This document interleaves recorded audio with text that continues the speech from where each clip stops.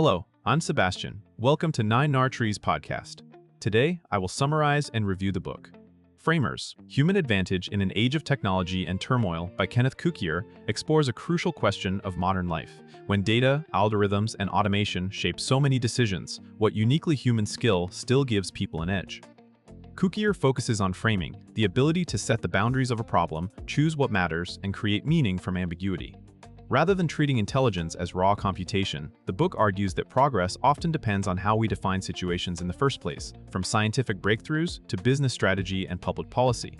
In a world of rapid technological change and social volatility, framing becomes a practical tool for navigating uncertainty, avoiding misleading metrics, and making better choices. The book connects ideas from psychology, economics, and technology, translating them into accessible insights for readers who want to think more clearly, collaborate more effectively, and adapt to constant disruption without surrendering judgment to machines. I will give you key takeaways from this book. Firstly, framing as a core human skill beyond computation. A central idea of the book is that framing is not a decorative step after analysis, but the foundation that determines what analysis can even accomplish. Framing means deciding what the problem is, what counts as evidence, and what outcomes are desirable. Algorithms can optimize within a defined space, but humans decide the space. This distinction matters because many modern failures occur not from a lack of data, but from a mismatch between the model and the real world. The book positions framing as a uniquely human advantage. It draws on experience, values, imagination, and social understanding. It also highlights that framing is learnable rather than mystical. People can improve by practicing how they formulate questions, by examining assumptions embedded in metrics, and by considering alternative perspectives before committing to a plan. In workplaces, strong framing turns vague goals into actionable strategies and prevents teams from solving the wrong problem efficiently. In personal life, framing helps people interpret setbacks, weigh trade-offs, and choose priorities without being trapped by default narratives or inherited expectations. Secondly, how technology amplifies the cost of bad frames. Cukier connects framing to the realities of a technology-saturated society where tools scale decisions instantly. When a frame is wrong, automation can spread the error faster and wider than any individual could. The book discusses how data-driven systems depend on definitions that may be incomplete, biased, or outdated, such as what counts as success, risk, or fairness. Once encoded into software, these choices can become invisible, creating the illusion of objectivity while reflecting narrow assumptions. The reader is encouraged to treat algorithmic outputs as products of framing decisions rather than neutral facts. This perspective changes how one evaluates dashboards, rankings, predictive scores, and performance indicators.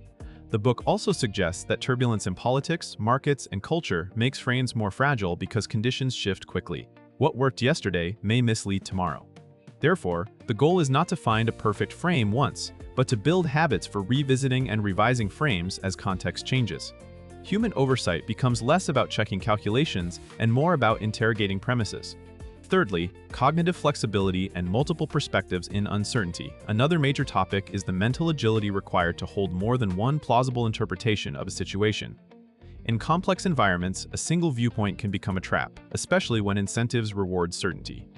The book emphasizes that framing benefits from cognitive flexibility, the capacity to switch lenses, test counterfactuals, and explore competing explanations.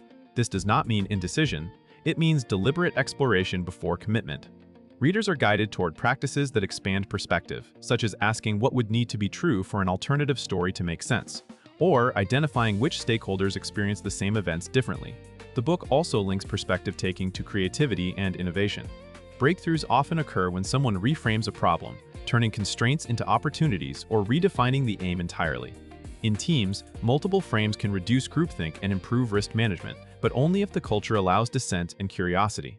The broader message is that uncertainty is not merely a lack of information, it is often a signal that the current frame is too narrow.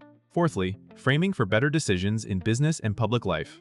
The book applies framing to real-world decision-making where stakes are high and goals conflict.